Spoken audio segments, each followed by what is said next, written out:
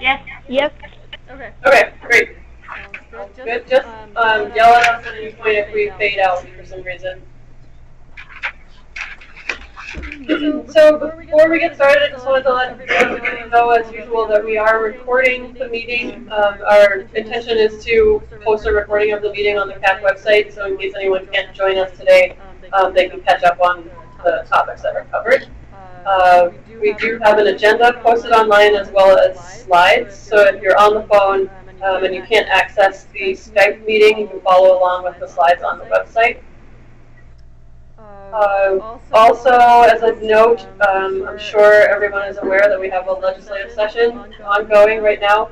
So our goal today is to wrap up a little bit early by 2:30, hopefully, to allow time for folks to get up to the Capitol if they need to go to hearings at 3. So that's the plan.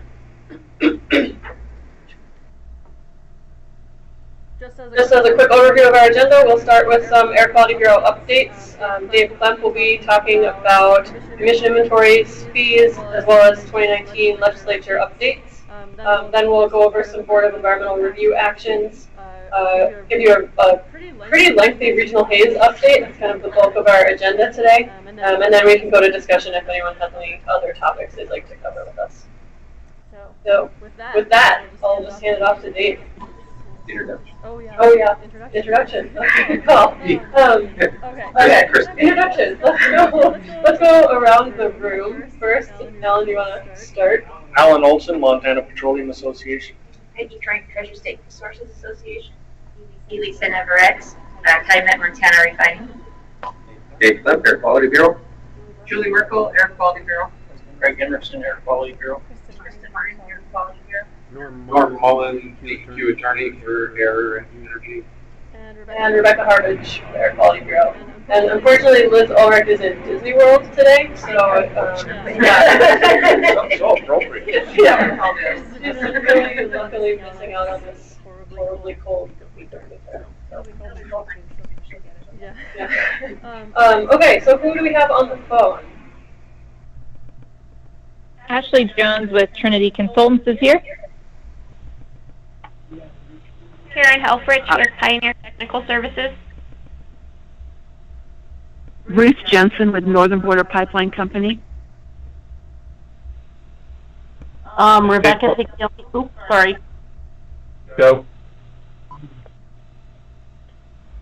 Rebecca Piccioni with ExxonMobil Billings Refinery. Steve Torpy, Phillips 66, Billings Refinery. Bob Gallagher, EPA. Todd Peterson, Abby Krebsbach, Montana Dakota Utilities. Hi, this is Jocelyn with the EPA in Denver. Shane LaCasse with DHS. Raven Elliott. I think I heard Shane LaCasse and Raven Elliott. Yes, Raven Elliott with Oasis Petroleum.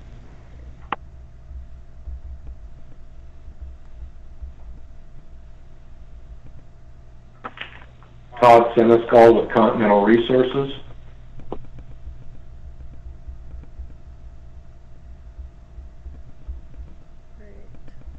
Great. Anyone else on the phone? Nate Stanhope with Continental Resources.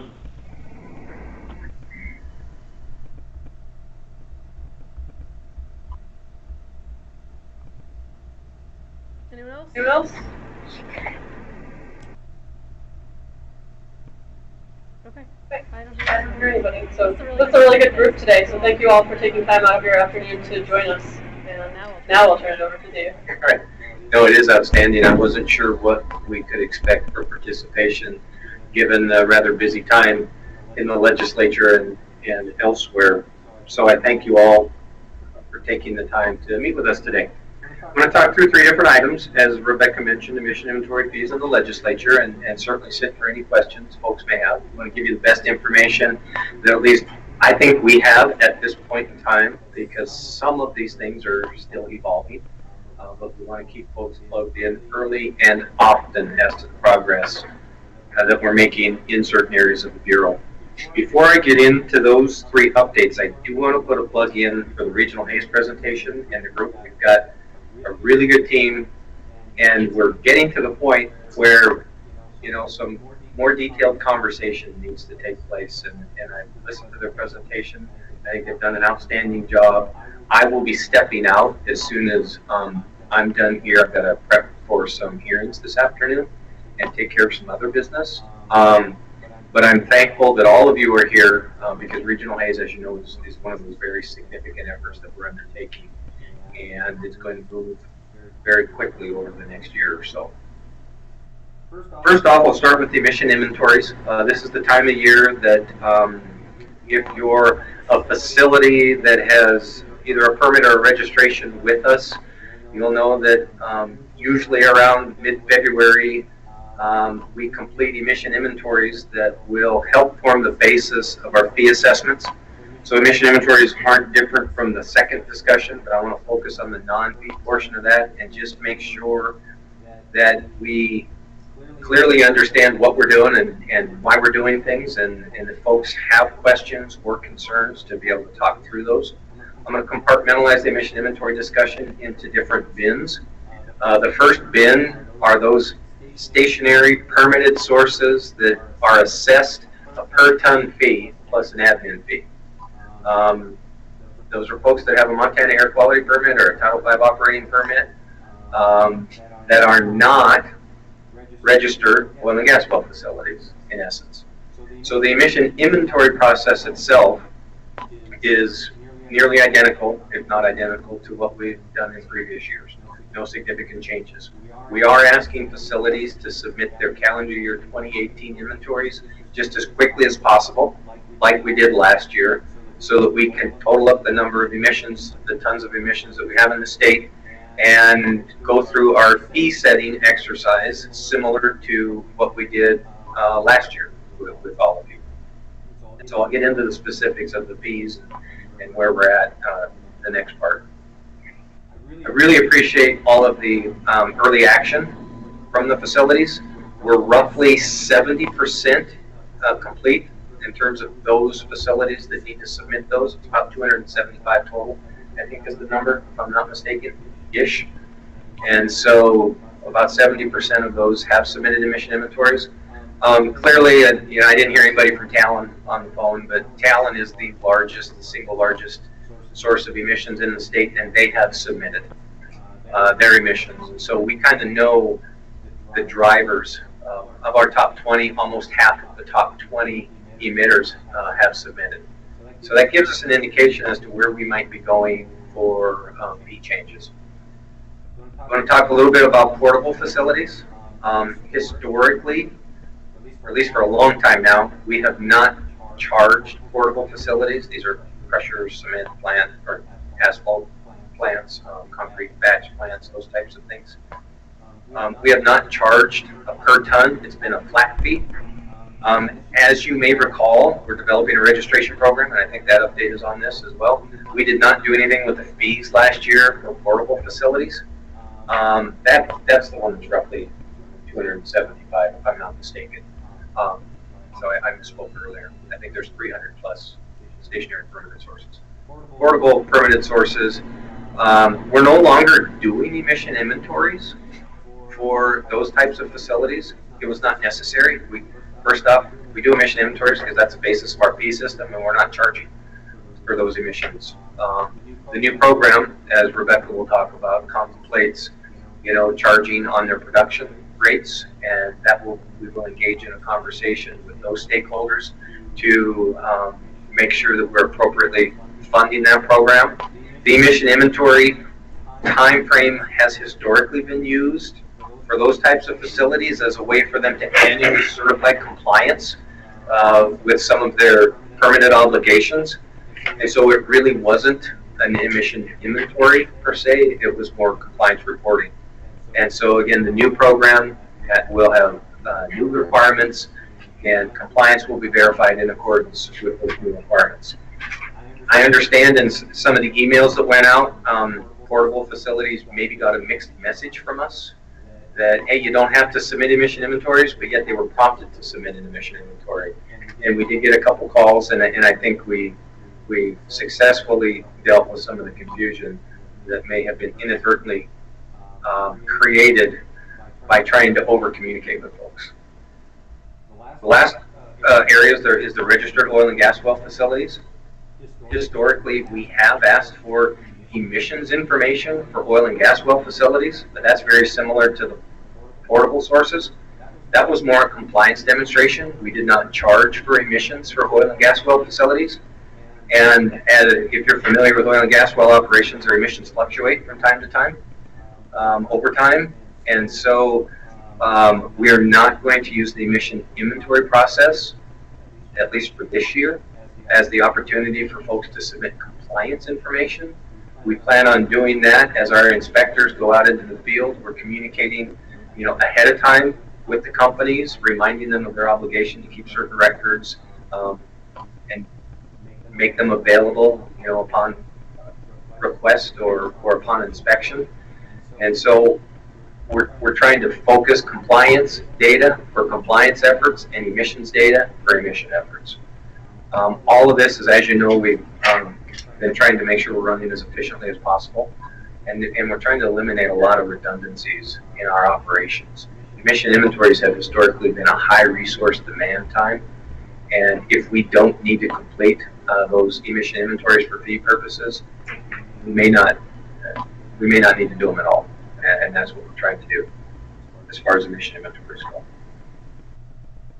So I'll just quickly go into some of the fee conversations. As I mentioned, emission inventories are used as the basis for fees for the stationary permanent facilities. Once we get a clearer picture, closer to 100%, certainly 100% of the top 20 drivers of the emission inventory, and therefore the fees, we'll be able to better assess where we need to go with the fee change. I'm really pleased that a member sitting at the table has allowed us to go up to $55 per ton without anguish. No, for those on the phone, I'm kidding, Alan Olson. Last year we went from 38.20. Yeah. Just so you know. Last year we went from 38.24 to 44.35. I think it was roughly $6. And it was going up the slide presentation you gave us more. That was the worst case, right? That was, yeah. And I always know you're going to go for the worst case. Yeah, yeah. Well, we should. The initial numbers indicate that we may need to go for an increase. Certainly not as large of an increase as last year. If the numbers hold true, I'm glad. I shouldn't say that. Yeah, it's a mixed bag. It's a mixed bag. Yeah. Colstrip is driving the emission inventory, and their emissions are not down significantly from last year. They are down, but not significant.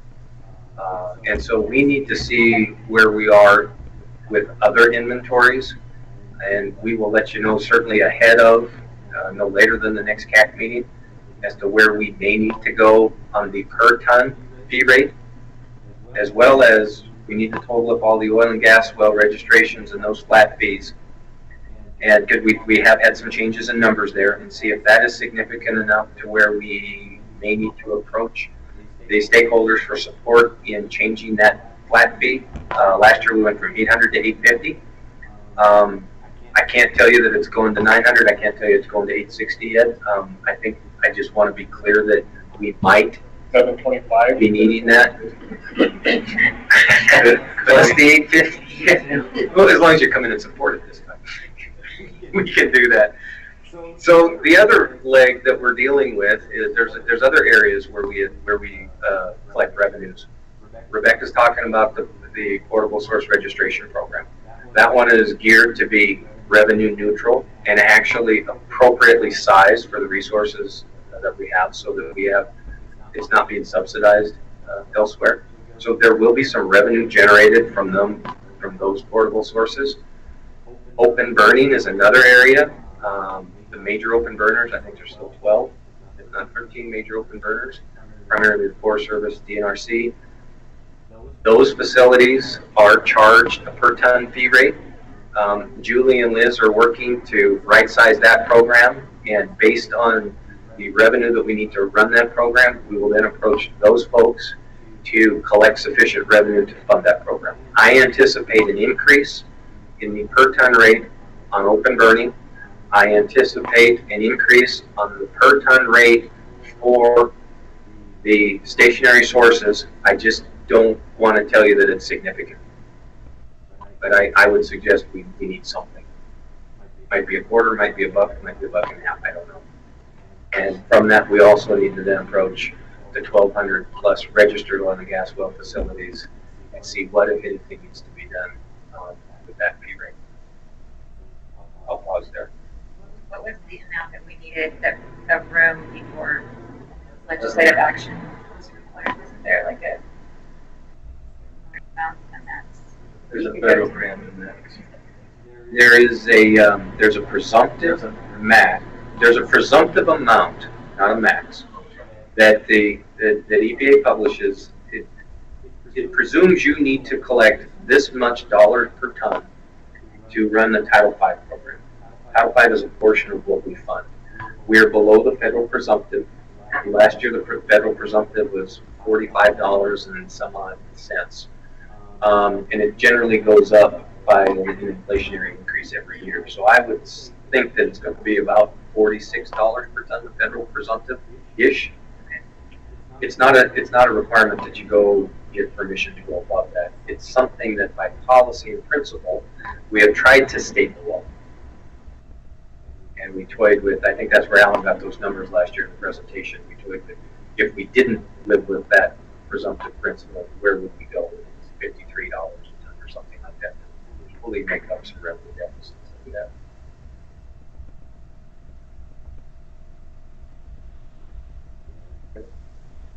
Duty covers some program efficiencies instead of just on revenue increase. Yeah, I wanted to pause there. For folks, a good prompt, Chris. I talked about a little bit of program efficiencies in the inventory process. Not doing things we don't need to do, or clearly don't add sufficient value for that. I will tell you that we're streamlining our operations. Registration program is an example of that. We're also undertaking an effort to create air quality professionals, and that is not create a permitter, a field inspector, a planner, and live in our respective bins or silos, if you will.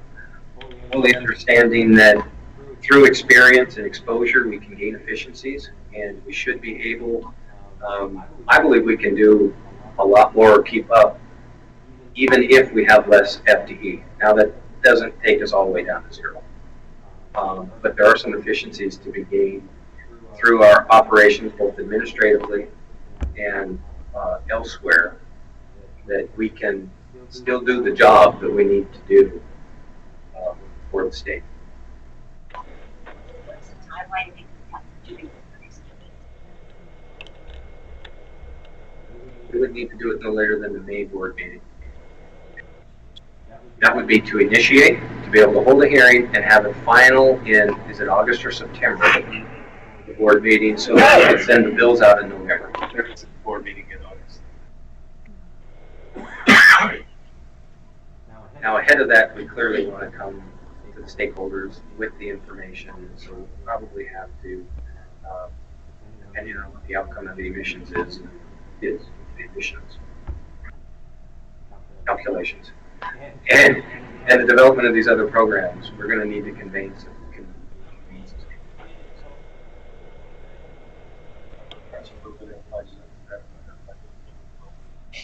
Yes. Touch a little bit. I'm not exactly sure where we're going to end up in the legislative process with appropriation. Part of the discussion we had last year that ensues this year is that appropriation, which is our authority, it's not cash. That's our ability to spend. We've had sufficient appropriation for years, and part of the conversation that we had last year and will continue this year is we are not collecting revenue to fund our total appropriation. We're trying to align our appropriation much more closely with the revenue that we currently have, and as important, the revenue that we expect to be able to have into the future. So there will be some potential reductions in appropriation. But again, remembering the disconnect between the revenue and the authority, that doesn't necessarily always translate into a reduction in revenue which would then reduce fees. So I'm using fees, revenue, appropriation. Those are very different terms that all are part of that same larger conversation. Fair.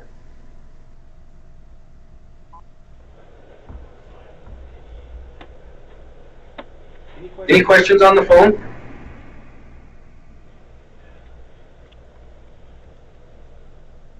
All right. Legislatively, I want to say it's been an all semi-active session for the Air Quality Bureau. Last several sessions have done a lot of heavy lifting when there was other wild people in the legislature that since retired. Yes, no, but primarily our attention has been taken by several carbon bills, either in the form of carbon tax or carbon reductions, and those are some of the hearings that are going on today. Senate Bill 188, Senator Barrett, and Senate Bill 190, Senator Phillips. Right,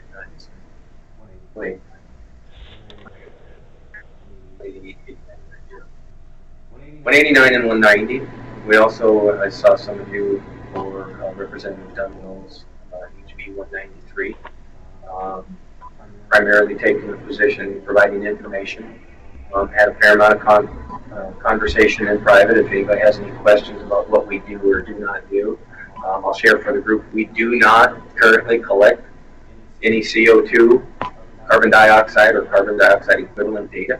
There are different databases that exist at the federal level that collect various forms of either CO2 or CO2e or some other facsimile of greenhouse gas emission. We also don't collect or charge on carbon monoxide emissions, and those are points of confusion. Both CO and CO2 are different. Not just the digit. Not just the subscript on there. So we're going to go provide information, and we certainly weighed in on fiscal notes, and we'll see where the questions come to us from. There's also a couple other bills that I know many of you will be interested in. My Representative Reed, HB 415, and it's HB 418. These are very similar to HB 549 and HB 550 from the 2011 session. State's position on global warming, and then our ability to implement a federal GHG regulatory program. And both of those are intended to be codified into the Montana Clean Air Act. And those, those cause us some concerns, and certainly going to talk with anybody who has any questions or needs information relative to where it puts the state in regard to operating any of these regulatory programs. We don't have an official position yet. We've got a process to recommend where we would be on terms.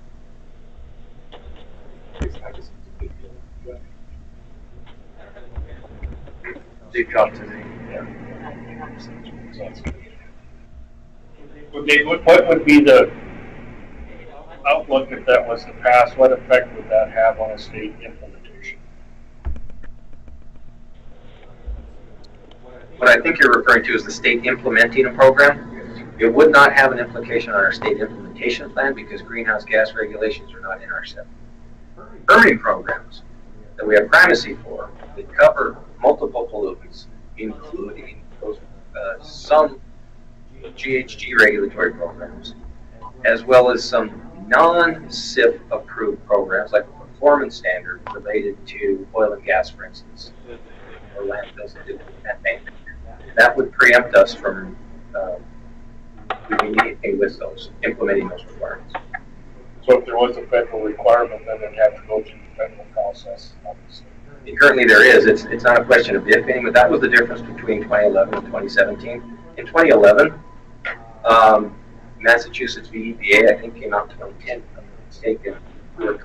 We were understanding that some motor vehicle standards for greenhouse gases were going to come out, but there really wasn't CO2 as a regulated pollutant. Now that exists, both in the area of coal-fired power plants, oil and gas wells, landfills, and so that would remove us the state of Montana from the table. So any requirement that was out there outside of permitting, it would be implemented by the feds. Any requirement that would manifest itself in a permit, we would not be able to issue that portion of the permit. So a facility realistically would have to come in and get a permit for the traditional pollutants from us, and the non-traditional are the CO2 from EPA.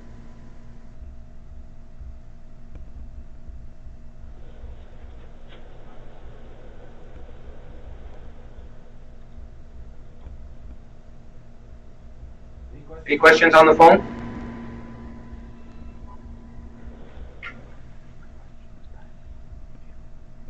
Okay, Chris, did I miss anything? Certainly on the legislative side. Oh, maybe speak to just the crosswalk energy air radiation topics. Just the power working. You know, that's a very good point.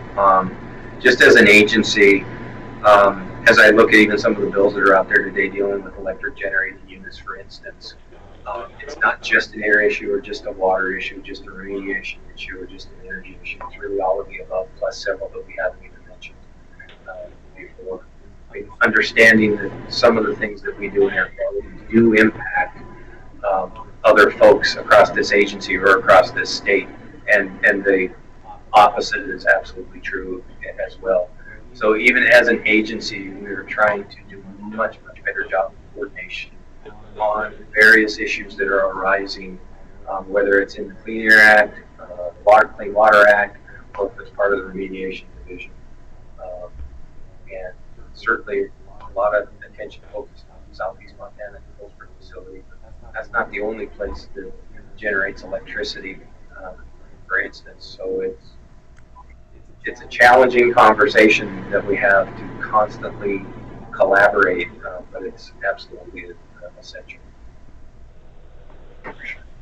What I can see is that Dave's got a lot of experience, and actually he's got years of experience in how coal strip weather generators are affected by certain legislation, by certain things, pushing renewables, or a conversation about climate change, global warming, energy has a real effect on existing generators and grid transmission.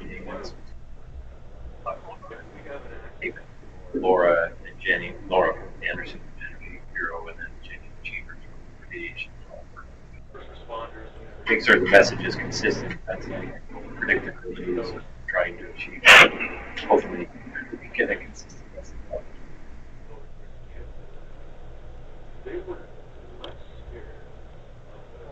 For those on the phone, that's Chris Dorrington joined us, the Air, Energy, and Mining Division Administrator. That's the voice you're hearing. All right. Well, if there's no other questions, thank you. I'm going to stick around for a couple minutes and then go prep for this afternoon. But feel free to give me a call anytime if you need anything. Thank you. Okay. Moving on, then we have An upcoming Board of Environmental Review action that we just want to provide an update on, and that is related to the registration program for portable facilities that Dave mentioned. He was talking about fees and emission inventories. So I didn't hear anyone on the phone who's been really involved with us on that process of developing that program, but I did want to provide CAAAC with an update on where we are, just so you're all aware. Back in December, we asked the Board of Environmental Review to initiate rulemaking to adopt this new program through which we would register portable crushing, screening, concrete batch plants, and asphalt plants, rather than requiring them to apply for and get an air quality permit. The board did initiate rulemaking at that time. We held a public comment period through the end of January, also had a public hearing. So you can see on this timeline kind of where we are today, right after the close of the public comment period. We did get 2 comments, so we're in the process currently of responding to those comments. We are also just in the process of developing how we're going to implement this program. It was a lot of work up front to figure out how we were going to draft rules that would adopt this program. Well, the board acted on that, so now we immediately swing over into how are we actually going to make this program work since it's adopted. We do intend to ask the board to adopt these rules that were initiated back in December at the April 12th board meeting. And so the bottom line is that a registration process for these portable facilities will be available, we're thinking late spring of this year. So that means these facilities can start to register with us instead of getting a Montana air quality permit. Those that have valid permits currently can also start to come in and transition over into that registration program. If you look all the way out to the end of the timeline there, we do say in rule that all existing facilities that have permits must transition to registration by the end of this year. And so that's something that internally we'll be working really closely with all of those permit holders to make sure that we get everybody transitioned over. We're not proposing to charge any fees for that. It's just going to be a process switching over from permit to registration. So immediately after, hopefully, the board adopting this program at the April meeting, we're going to get right into implementing. Like I said, we'll be able to accept registrations at that time. And then for those who know about the state implementation plan, you're aware that our current minor source permitting program is a piece of our state implementation plan, meaning that it's approved by EPA. So any replacement of that will also need to be submitted to the state implementation plan. So we have worked with EPA in developing the rules for this program, and so we'll be continuing that conversation with our EPA contacts. I know Jaslyn's on the phone, so she'll be hearing from us a little bit more, and some of her staff as well in Denver. So we'll be working through that process. A piece of implementation you also heard Dave touch on regarding fees. We do plan to come up with a new fee structure for portable facilities. So if you have dealt with portable facilities in the past, you know they're charged an annual flat fee based on their permits. Since they won't have permits anymore, we clearly need some other way to charge that operating fee. We're planning at this point to move that fee structure for portable facilities forward at the same time that we do any other fee changes this spring. So Dave mentioned the May 31st board meeting. That's kind of what we'd be targeting here too. And just for context, yeah, Chris, your question. Well, just on that one, can you be clear about how you'll reach out with that piece to the stakeholders? Sure, yeah. So we had, in the rule development process, we had a work group that we had put together based on our air quality contacts and also reaching out through the Open Cut stakeholder group. I know next week there's an Open Cut stakeholder meeting. We are going to be providing an update on this process at that meeting.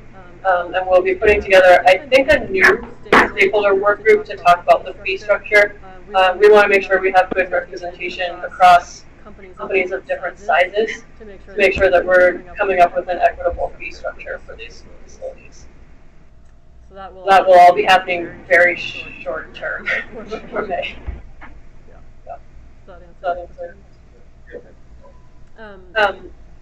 You may have also picked up from previous CAAAC meetings or from Dave's conversation earlier today, the way our fees are charged is a little different. So we're not going to be requesting a change in the fee structure for portables until this spring. And so what we're proposing is that means there will be no change in the fees that portable facilities are charged this fall. So when bills go out in November of 2019, those bills will still be based on permits that they held or hold right now, essentially. We don't anticipate that the fee rule is based on holding a permit, I think sometime in March of that year, and then you're charged fees based on those permits. So this fee cycle, there will be no change. What we are looking at is the new fee structure taking effect for fees that are charged in 2020 based on 2019 production. So that's why we're trying to get an early jump on this conversation to start letting folks know that the information on production they're collecting this year, 2019, is what will be used when we go out and charge fees in 2020. And so we're looking to communicate with portable facilities about the quality of that production data that we expect them to be collecting this year. Just letting them know it is going to be information and likely also compliance data as well. So where Dave mentioned earlier, the emission inventories, and a little bit of confusion there, where we're not requesting them to submit them this year, but we do expect portable facilities keeping track of this production data for future use. Does Anyone have any questions on portable registration? One comment, because Chris pointed out efficiencies through this process. I think as a division, we'll be more efficiently regulating open cut operations, sanding level operations. The air quality program's working very closely with the open cut program and vice versa. So just not looking for efficiencies just in the air quality bureau, but also across the agency. And any fee structure that we do come up with, we didn't catch Dave saying this, for portable facilities, we are intending to be revenue neutral. We're not looking for a massive increase or decrease in the amount of money that we're collecting. So while we're switching over from permits to registration, there might be a change in how that fee is assessed, but the money that we actually bring in, we intend to keep the same as what we collect today.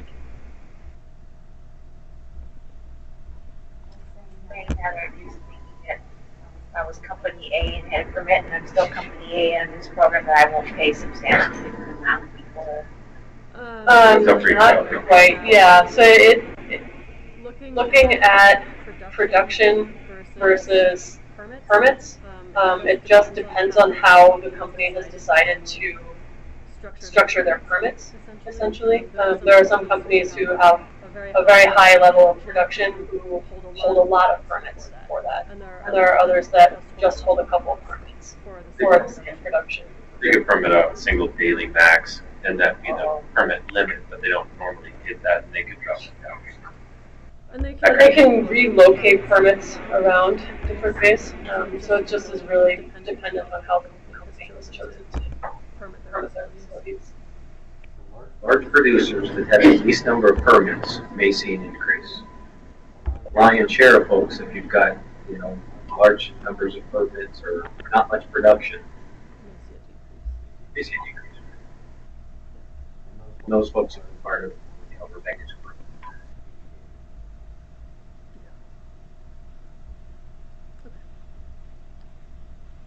There are no more questions on registration. I think we can move into regional haze. Looks like we should do that. So, we have been talking to you all about regional haze for the last couple of years. That was a little bit surprising to me because it doesn't feel like it's been that long, but I looked back and found a presentation from 2016, and that seems like it was a long time ago because we've been talking about regional haze for a while now. Today, what we're going to do is give you a little bit of an update on the status of where we are as the state of Montana in terms of this whole regional haze process. We'll talk a little bit about what the timeline for some of the analysis that's going on at the regional level is going to look like. And then we'll get into some more details on visibility across Montana and also start talking about some of the source screening and the next steps there. I think everyone who's on the phone and in the room has heard me talk about regional haze in the past. But yeah, thanks, Dave. Thank you all very much. It took me a while to figure out what this acronym stood for in text, so this is like millennial lingo, in case you missed it. For those who have not joined us in the past to talk about regional haze, I did just want to provide a really quick overview. Essentially, regional haze is a program out of the Clean Air Act, where Congress set a national goal of preventing, future, and correcting essentially current visibility impairment in our Class 1 areas, and that is visibility impairment that's caused by man-made or anthropogenic pollution. Our Class 1 areas, mandatory federal Class 1 areas, include national parks, wilderness areas. We have 12 of them in Montana. There are others in surrounding states that are close to the Montana borders, so you'll hear some mention of those at a later point in the presentation. And then visibility is monitored. We have a network of monitors across the country called Improved Monitors, and we have 8 of those that are operated in Montana in association with those 12 Class 1 areas. The monitors measure the concentration of different species of particulate matter, and that particulate matter in the air, what it does is really, it absorbs light, it scatters light, it just changes the way we're able to see, so that when we look out across a distance, we see haze or haziness in the air. And then I just listed the different species that are measured at the monitors at the bottom there. Kristen will talk more about those when we get to it. As a little bit of history, the Regional Haze Program, Regional Haze Rule was adopted by EPA in 1999. That originally directed states to submit plans to control the emissions that contribute to haze. It requires an incremental improvement in haze or visibility from a baseline that was set as 2000 to 2004 through an end goal of 2064. That's a really, really long period to think about, so 2000 to 2064. So the progress is assessed in these 10-year planning period or implementation period chunks. We had the first implementation period that was 2008 through 2018, and then we have a second implementation period that is 2018 to 2028. Again, in case you missed it and you haven't been participating in the Regional Haze conversation to date, back in 2012, EPA did publish a federal implementation plan for Montana for Regional Haze for that first implementation period. And that is because for a variety of reasons at that time, Montana and the Air Quality Bureau declined to take on the Regional Haze program, and so that required that EPA then publish the plan for Montana. That federal plan did include control requirements for several industrial facilities in Montana. Right now, we're working toward developing a state implementation plan for the second implementation period, and that is due to EPA by the end of July of 2021. And the reason we're getting back in the driver's seat on this is, I guess there are a couple reasons. First of all, we've heard from all of you, from our sources across Montana, that you'd rather have us in the lead than have EPA in the lead on this. And then also, back in 2016, Governor Bullock published his energy blueprint, and that included a directive for DEQ to get back in control on regional haze for the second implementation period. And so then finally here, just as a reminder, regional haze is a regional effort. It's not just something the state of Montana is working on. And so we've been working really closely with an organization called the Western Regional Air Partnership, and they are part of WESTAR, which is a multi-jurisdictional organization. They represent all 15 Western states, tribes, local programs. Federal land managers are involved, as well as EPA, in conversations around planning for regional haze. And they're RAP, as we'll refer to them throughout this presentation. They are helping with some of the bigger analysis tasks, things that we, as just the Air Quality Bureau in Montana, may not be able to take on ourselves in this planning process. Okay, were there any questions on that really quick dump of information on regional haze? Okay, so as far as our status update, we have been talking to CAAAC for the last couple of years about developing a progress report on the first planning period. That is something we, as Montana, elected to do. So there was a federal implementation plan, so it was a little bit different that we decided as a state to submit a progress report on that. But it was really a good learning opportunity for us, and it helped to sort of lay the groundwork for where we think we may be going in the second planning period. We submitted that to EPA back in November of 2017, so calling that complete. We've also been reviewing a 2014 baseline emission inventory.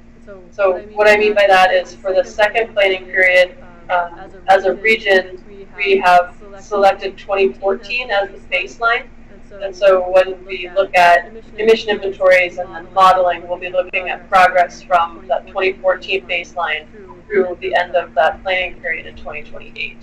And so we've been looking at emission inventories for that baseline period and coordinating really closely with a lot of sources as well across the state on confirming those emissions and making sure whatever gets fed into modeling at the regional level is as accurate as it can be. In progress, another bullet that you've heard me cover at past meetings. So we have the federal implementation plan out there. It does contain requirements for some Montana sources. We are still in the process of working to transition those federal regulations into a state plan. And that's primarily because we believe that if we're moving forward with a state plan for regional haze, we would prefer to have everything that applies to Montana sources in one place as a state regulation and not require our sources to be looking to a state plan as well as those lingering federal regulations. So that's still a work in progress. Our goal is still to have something completed for that transition this spring or at least by early summer of this year. We're also looking at visibility data. So I mentioned the improved monitors across the state. So we're looking really closely at the data coming from those monitors to try to understand really well what the trends are. So what are the potential areas of concern across the state? Are there differences between monitors in different locations? What maybe are some of the pollutants that are affecting those monitors? Also in progress is that we are beginning the conversation of really the screening of permitted stationary sources. So that's something we'll be talking about today in the presentation, and more conversation on that coming up. So you see, and up next, we're going to be having some kickoff conversations with those permitted stationary sources about what is called the 4-factor analysis, and we'll cover that more later in the presentation. We'll also be talking about, or we'll be analyzing the projected 2028 emission inventories. And so what that means is essentially we double-checked, triple-checked the 2014 emission inventory. That information will then be projected forward to 2028. And so we'll be looking at rules that are already in existence. So if there are control requirements from programs other than regional haze, maybe there's a change in the NACs, maybe there's a non-attainment area somewhere that's impacting this, or just new control technology available. So we'll be looking really closely at what improvements we expect to see without any additional regional haze work. That's the status update. I then want to give you a sense of what the regional tasks are. So this is kind of an idea of what we're engaged with the region on currently. So these are just the big tasks that are involved in regional haze planning. I mentioned monitoring data analysis, baseline emissions, projected emissions. We're going to be looking at source screening, modeling, the 4-factor analysis. We then take the reasonable control strategies that come out of the 4-factor analysis and we model those results as well. And that helps us determine where we aim to be in 2028. That all goes into our SIP development and we submit that to EPA. So really high level, these are the big tasks that are ahead of us. We are getting a lot of support from the region on a lot of these. And so I did want to give you an idea of who's working on them and who the primary responsible agency is for each. So you can see here, we've been working really closely with the region to look at monitoring data. We've been having conversations with our sources regarding the emissions analysis and also projected emissions. So I do want to say a big thank you to everyone who's been helping us with that. I know there are conversations going on with some of the EGUs and a regional effort through the Center for the New Energy Economy. We've also been working really closely with RAP to reach out to our oil and gas sources. So thank you to those of you on the phone who are participating in the survey. All of that goes toward developing these emissions inventories and projected emissions. Other big things you'll note on here is for the modeling tasks. That's where we're really going to be leaning on the region and some contractors. So this source apportionment modeling, photochemical grid modeling, that's just not something that we have the manpower to do in-house. So that will be done on a regional level for all of the western states. So then as far as these tasks go, of course they're not all happening at once. They get stretched out over a timeline, mostly this year, 2019, and then into 2020 as well.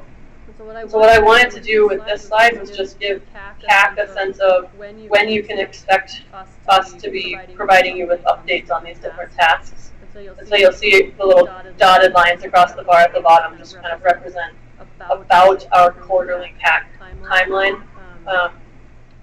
And you'll also probably note the weird stretched out dotted line around task 9 there. The reason for that is as a state, we are aiming to have the SIP development and SIP submittal done by the beginning of 2020. However, we do have to add a big caveat there. It's possible that some of the analysis from the regional effort that we will need in order to populate our SIP will not be ready in time for us to submit early. And so that's why you see task 9 stretched out over the course of 2020. We're sticking our flag in the ground at early 2020, and that is what we are shooting for. But I don't want anyone to come back in early 2020 and say, well, why haven't you submitted it, and not have the knowledge that we accept at this point in time that may not be possible when we get there. Does anyone have questions on this timeline at all? Just wanted to leave this up a little bit in case you wanted to look at it. Hey, Rebecca, this is Abby Krebsbach with MDU. Yeah, hi, Abby. Hi. On the screen, I'm not sure if we can do something within our ability here to look at the timeline. It's kind of cut off at the bottom of the slide. So I don't know if it's something we need to do or if it's something you guys can do there.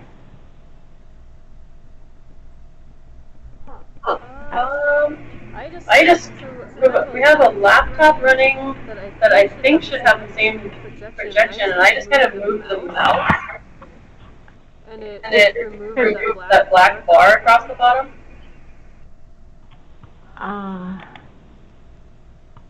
I'll try something else here. Yeah, I'll just go grab the slides from the site and I'll look at that. I just can't see the timeline at the bottom, but sorry about that thing. Yeah, no, that's good to know. That's kind of frustrating. It gets cut off. Kind of an important part of the slide. Yeah, 1 through 7 are in 2019, and then 8 and 9. Okay, now I can see it. Okay, great. Yeah, thanks. Yeah. Any other questions on that?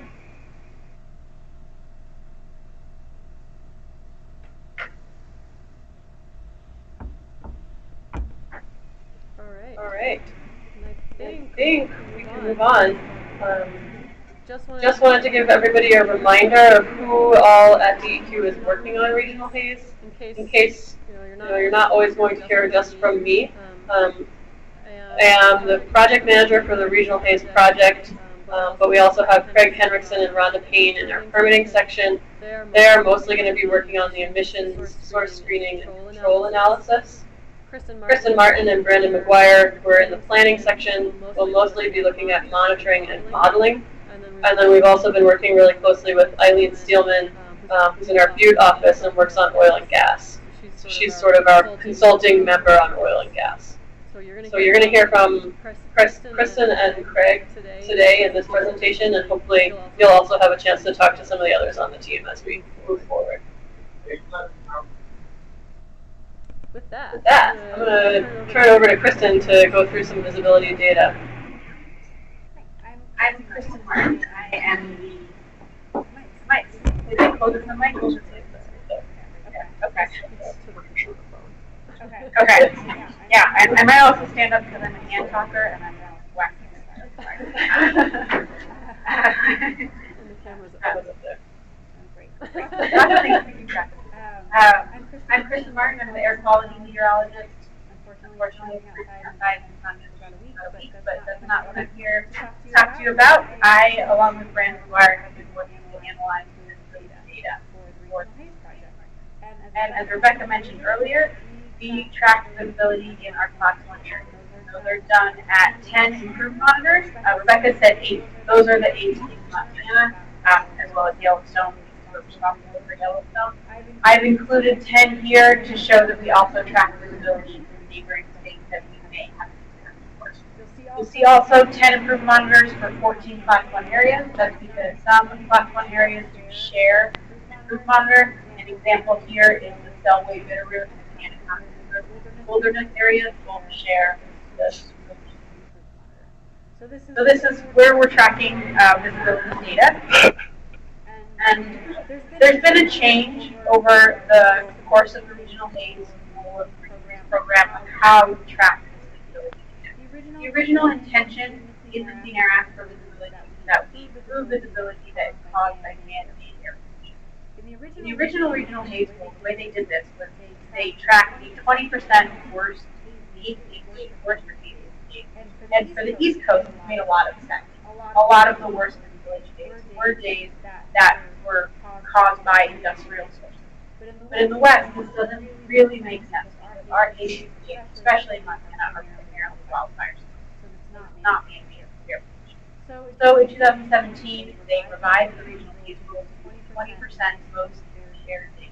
And it's a fairly complicated equation to get here, but essentially the goal is to reduce this extreme episodic events. And what those are for places like Montana are really high wildfire days. For places in the Southwest, it might be a day with high death.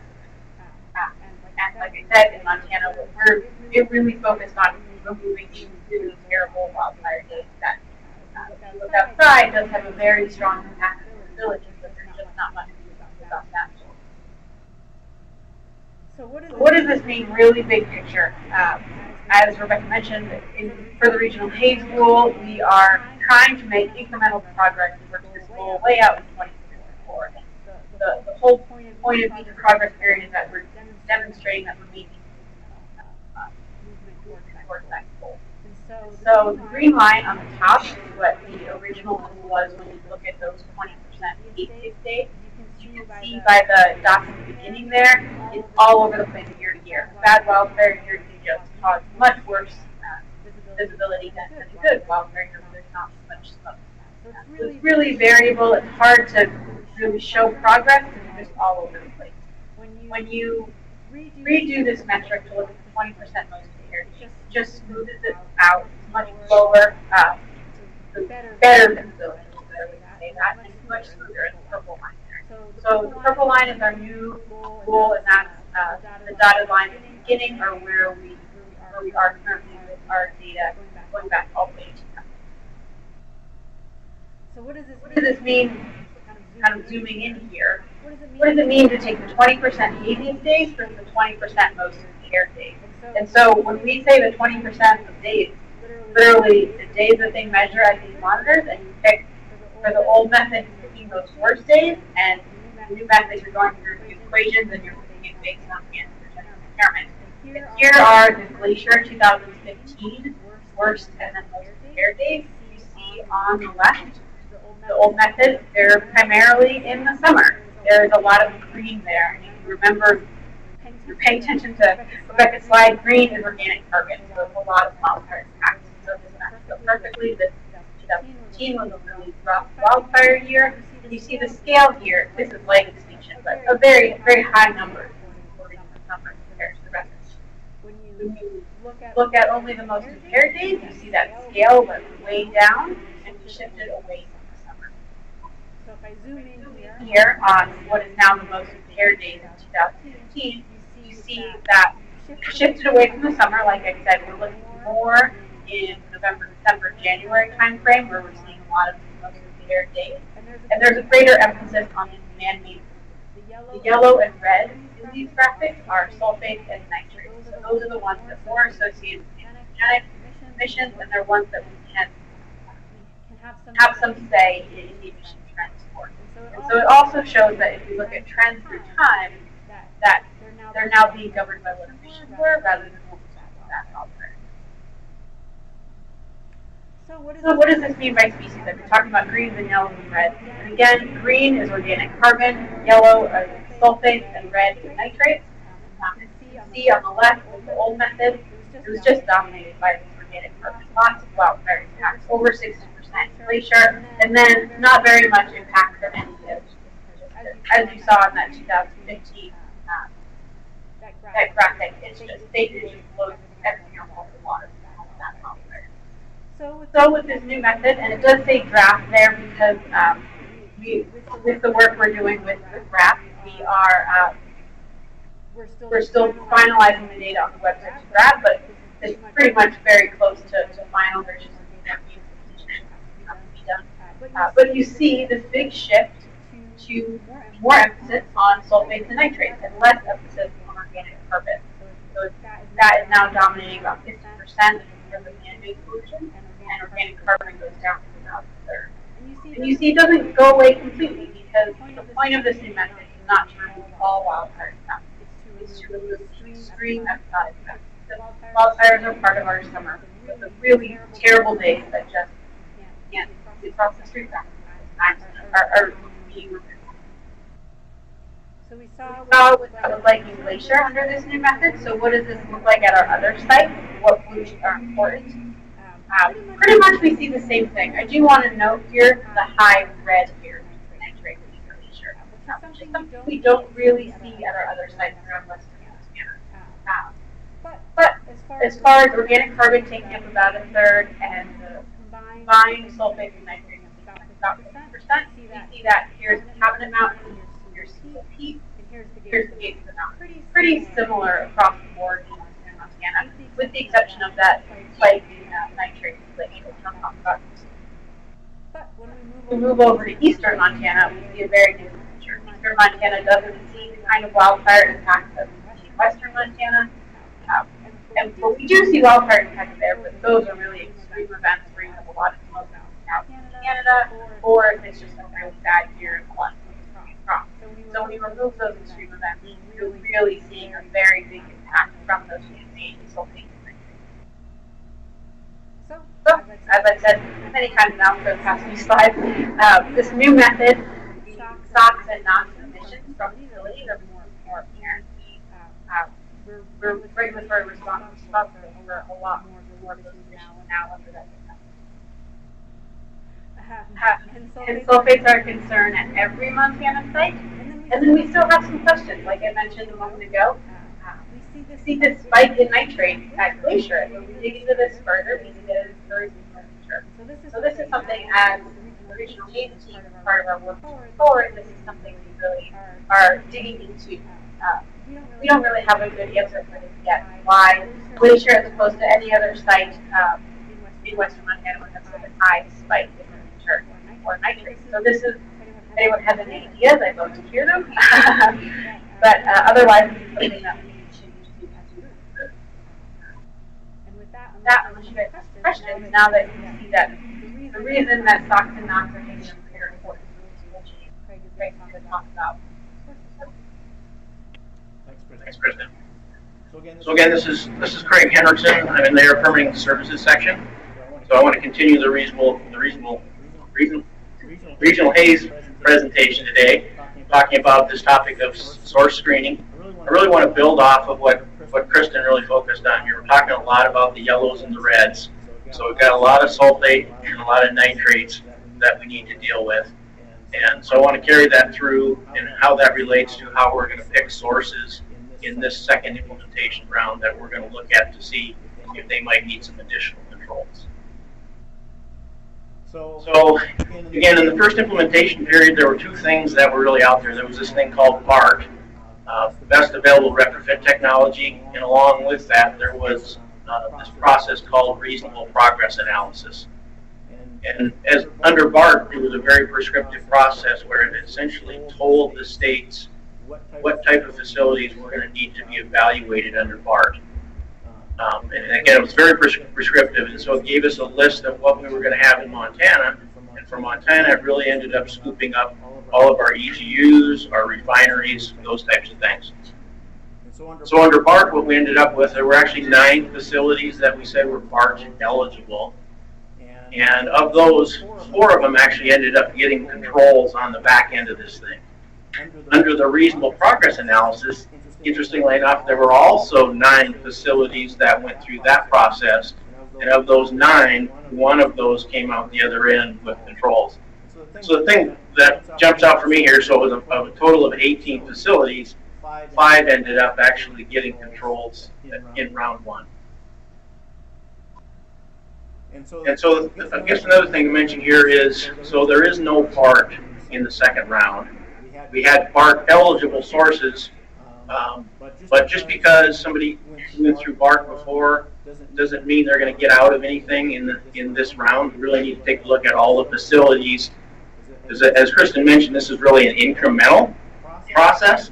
And so each round we need to take another cut to see who may need to make some additional emission reductions. So again, there's some BART-like carryover. So under BART and reasonable progress analysis in the first round, there were really 5 factors that were considered. The second round, we're going to use 4 of the same factors that are identical, but there's a 5th factor in the second round that gets treated a little bit differently, and that's visibility.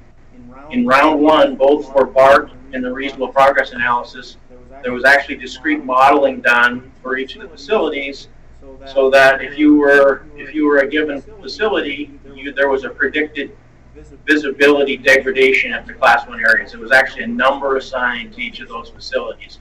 In this round, we're not going to have that same level of detail, largely because we don't know what the sources are yet. That's really the process we're going through right now. We're screening to determine which facilities we may need to review for additional controls. So what's included in the reasonable progress analysis steps? We need to conduct the preliminary screening. We're going to talk about that in some more detail. Once we have a list of facilities that we know we want to talk to, we have to figure out if there are some additional control strategies that could be used at those sites. We may actually find that in some cases those facilities may already have the best controls that are available. That may certainly be an outcome. Rebecca mentioned the 4-factor analysis. So everything that we do basically is going to roll through a 4-factor analysis at some point. That's going to tell us if there should be some controls installed in some of these facilities. And then, again, I kind of hit on this, so there'll be some reasonable control strategies that we recommend as an outcome from this. And really today, we're really just talking about the first 3 of these. So in the screening analysis, and Dave hit on this, he got the numbers wrong, but so we're continuing to talk about cause or contribute by these facilities. And so that's really the premise for this. We need to really have a handle on which facilities may be impacting the visibility in the Class 1 areas. And we really have the 3 populations that the Air Quality Bureau either permits or regulates. Stationary sources are the 279. We've also got the over the 1,200 registered oil and gas, and then 357 portable sources that we permit. So today's discussion is really just focused on the stationary sources, but we also recognize in this planning period, we've got a whole bunch of oil and gas facilities out in eastern Montana that as a group may be impacting some of those Class 1 areas, so that we fully expect that kind of tied in with RAP, we'll be doing some sort of analysis that might be similar to a 4-factor analysis for those oil and gas facilities. So in terms of the screening analysis, again, largely working with RAP, what we're doing is we're adding up the NOx and the SOx for our facilities. Essentially, we're trying to screen for major sources, looking at the 100 tons, but we're really adding up SO2 and NOx for each of the facilities. We're calling that Q. For each of those facilities, then we also measure the distance from that facility on a map to the nearest Class 1 boundary. We're actually doing that in kilometers, interestingly enough. And then we do some really hard math, and we're going to go Q divided by D, and then we're going to sort those from largest to smallest, and we'll pretty quickly recognize there's a top tier of facilities that we may want to talk to.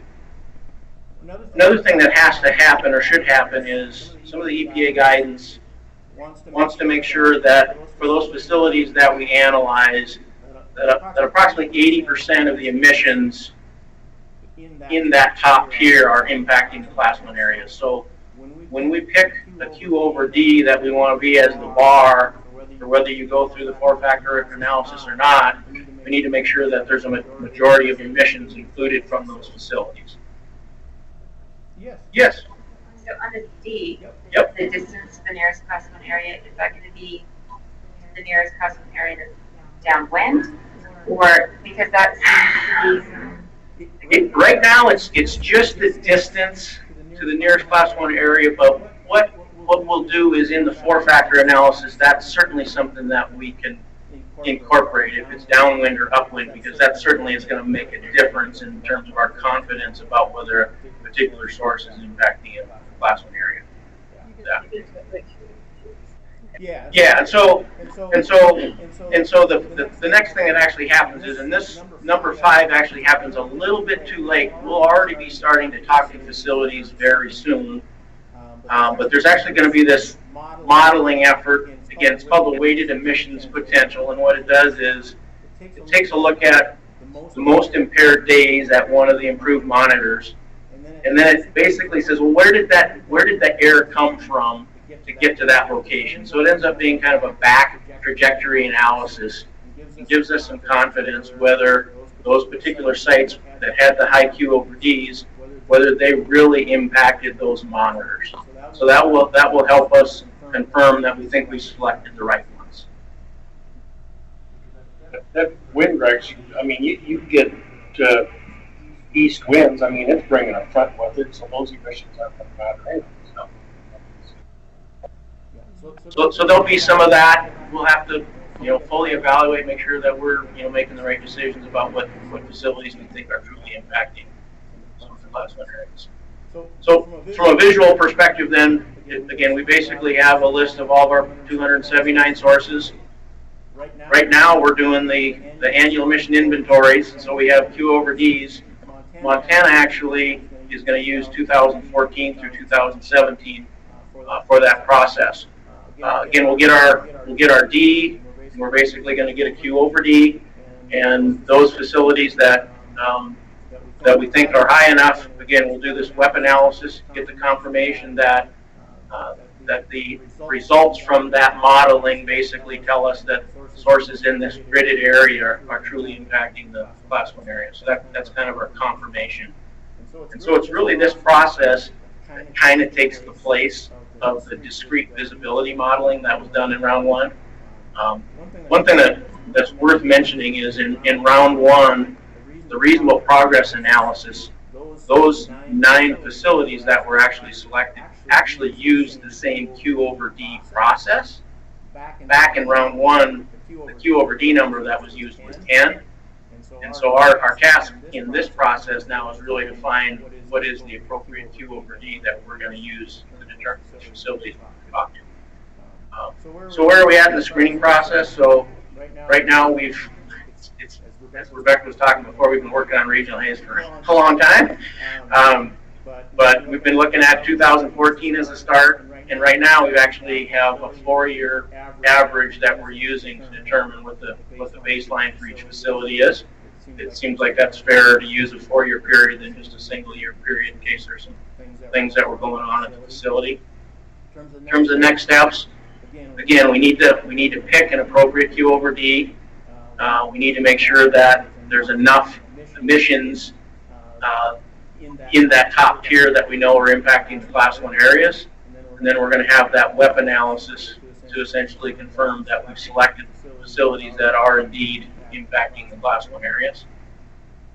And again, so those facilities screened out will not require further analysis, so that's nice.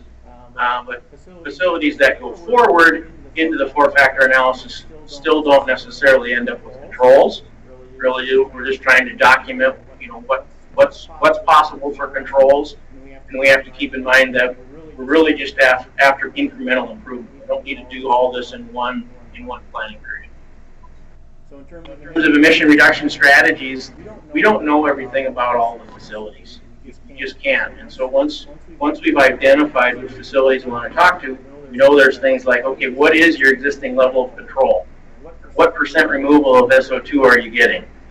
Have there been some additional controls installed that we don't know about or that were done since the first planning period? We need to make sure we have all that information. We need to identify what available retrofit technologies there are. And again, we're primarily talking SO2 and NOx. We need to eliminate technically infeasible options. And then for those that remain, we need to evaluate, again, what's the % improvement that we might get if we installed some of these additional control technologies on those facilities. And so all those things kind of roll up into a little data package that ultimately feed into this official floor factor analysis. And those floor factors include the cost of compliance. So that's going to be, if there's normally a capital cost associated with some new controls. You're going to annualize that over some period of time. Then you're going to add that to an annual operating cost. Together, that's the total cost per year for that control strategy for that facility. There's also a time necessary for compliance.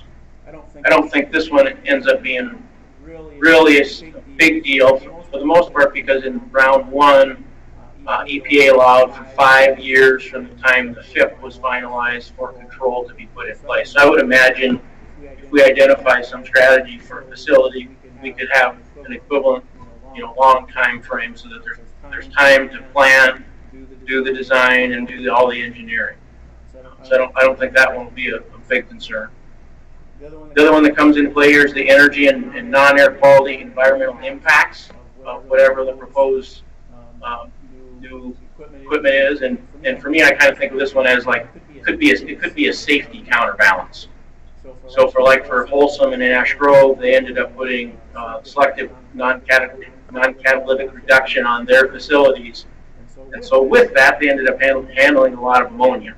And so it brought with a lot of safety concerns for them. And then I think there are other counterbalances that might come into play on this one. It might be whatever control strategy you have, there might be some parasitic energy load that all of a sudden doesn't make the control strategy that effective. The final one here that's interesting is typically when you do the cost of compliance, you're following some protocol that EPA has out there along the time for the years that you assume that it's going to be in operation. It's typically 20 years. And so if we're looking at facilities, unless we know anything specific, we're going to assume that is going to run for at least 20 years. In this case, we probably have some facilities in Montana that maybe have some retirement dates that are less than 20 years, and we would include that in this analysis. So it's possible some of those facilities, because it would not be operating that long, it just would not make sense to actually install the control technology. So floor factor analysis is a case-by-case basis, so it's really going to be important that we understand the details of the facilities. And that's why we're going to need to be talking with the facilities very soon and getting those details so that we can do an appropriate analysis. So we're going to need a lot of help real soon. Again, we're finalizing this Q over D analysis right now. We haven't shared any of the breakpoints right now. I mentioned in round one, the Q over D in reasonable progress was 10. So it's likely we're probably less than 10. Talking about having some communication coming out of DEQ, and it's probably going to have Rebecca's name on it. Probably late February, early March. Probably going to come in the form of an email initially, but that basically is going to be the kickoff for probably setting up calls with the individual sources, start getting those discussions going. And again, ultimately, what we're after is for those facilities that get identified for additional controls, those items actually will become part of an enforceable condition as part of the regional haze SIP. I mean. Yeah. So again, as Rebecca mentioned, there'll be continuing updates coming from CAAAC related to this. So with that, I'll Rebecca. Does anyone have questions on any bit of this? I know Kristen and Craig covered a ton of information, so The slides slides are available if you need to go back and look at them again. Like Craig Like Craig said, we'll be reaching out either by email or even just with a phone call, probably by the end of this month, I would say, contacting just those facilities that we do determine are probably moving on to the four-factor analysis. And so also, just as Craig mentioned, I want to emphasize that just because we call a facility to talk about four-factor analysis does not mean that facility is going to have controls required of our regional states. It's just going to be a conversation about filling in this information that will help us determine whether reasonable controls exist and are required to make progress. So that's the next step, and it's going to be happening pretty soon. I know some states across the western region are on a little bit more advanced timeline. For example, I know North Dakota has already reached out, contacted some of their facilities to start this conversation. Not sure where a lot of the other states are. I think we're pretty close, same as other states, but some folks who operate in different states might hear from others at a different time. Any questions? This is just a bigger question, so I wasn't involved in the beginning. So when this all started, facilities know that there's going to be rounds of this. They've gotten past them. It's a good question, and I think it may be a little different for us in Montana just because we weren't engaged with it in the first round. So I do think that there may be some folks out there who aren't particularly aware of regional haze. I think our effort to engage with CAAAC starting a few years ago and start this conversation, education on regional haze and what it is, has been helpful, but there definitely could be some people who just it hasn't even come across their radar yet.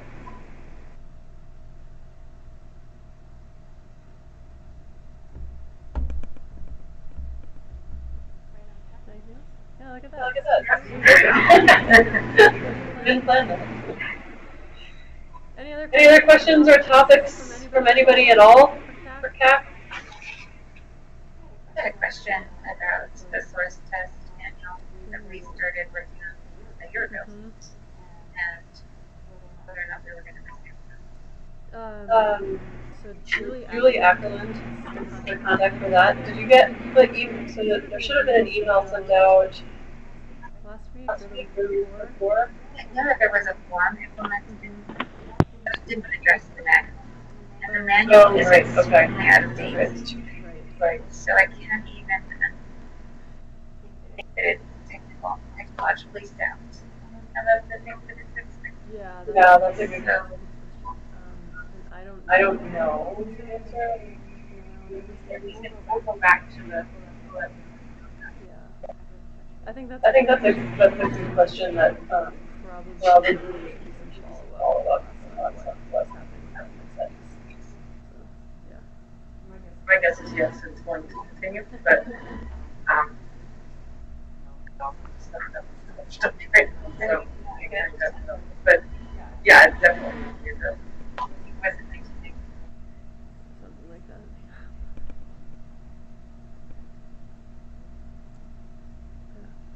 Any other questions?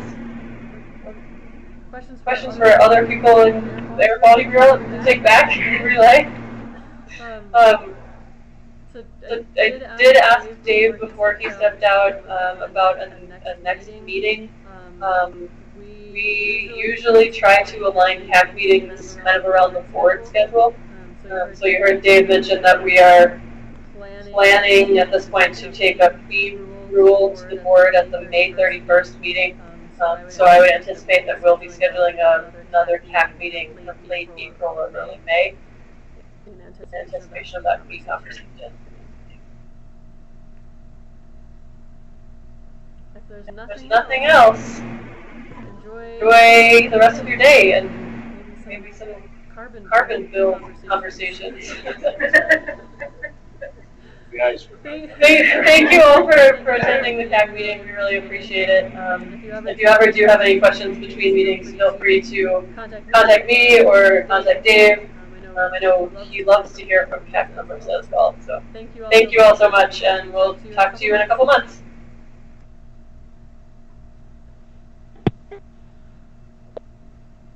How'd you get rid of the sea salt on the Medicine Lake one? I don't know. Gone? Yeah, there was during sea. Maybe it's just such a small little bit that you can't see it on the graph. Probably.